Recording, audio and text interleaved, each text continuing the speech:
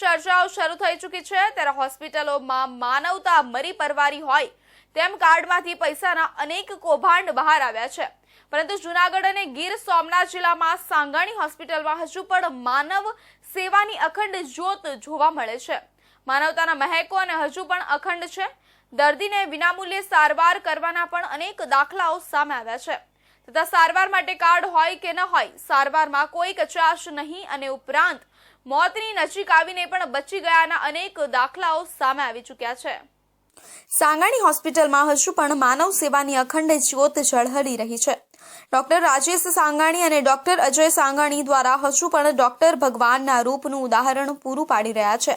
અને ગરીબ દર્દીઓને આજે પણ વિશ્વાસ છે કે અહીં સાચી સલાહ અને સારી સારવાર આપવામાં આવી રહી છે। ઘણા એવા પણ દર્દીઓ છે કે જેઓ મોતની નજીક આવીને પણ સાંગાણી હોસ્પિટલમાં બચી ગયાના અનેક દાખલાઓ સામે આવ્યા છે અને આજે પણ આ હોસ્પિટલમાં માનવતાની અખંડ જ્યોત ઝળહળી રહી છે। ગરીબ દર્દીઓને સારવાર માટે હજુ પણ કાર્ડ હોય કે ન હોય, પરંતુ સારવારમાં કોઈ કચાશ નહીં અને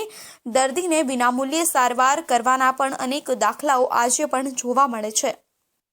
તારીખ 22ના રોજ સાંગાણી હોસ્પિટલ કેશોદ દ્વારા એક નવી હોસ્પિટલ ચોરવાડ ખાતે ખોલવામાં આવી રહી છે,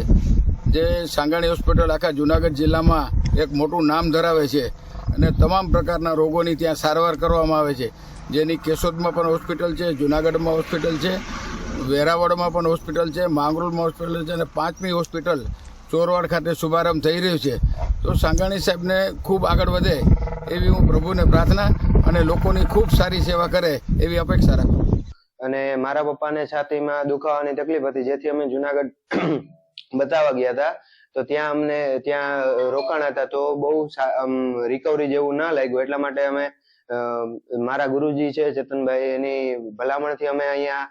રાજેશ સાહેબને વાત કરી અને અહીંયા સાંજે એડમિટ થઈ ગયા અને સાહેબે 3 દિવસ આઈસીયુમાં રાખ્યા અને અત્યારે એને કમ્પ્લીટ ફૂલ 100% રિકવરી આવી ગઈ છે અને કોઈ જાતની તકલીફ નથી અને આજે રજા પણ આપી દીધી છે અને સાહેબે એક ભૂદેવ તરીકે મારી પાસે કોઈ પણ જાતની આશા અપેક્ષા વગર મેં જે એને મુઠ્ઠીવારીને આપી દીધું તે એણે એનો ચાર્જ લઈ લીધો છે, એ માટે સાહેબનો ખૂબ ખૂબ આભાર। આ બાબતને લઈને આજે પણ સાંગાણી હોસ્પિટલનું નામ પડે ત્યારે લોકો માનવતા યાદ કરીને સાંગાણી હોસ્પિટલના ડોક્ટરોને 100 સલામ કરી રહ્યા છે।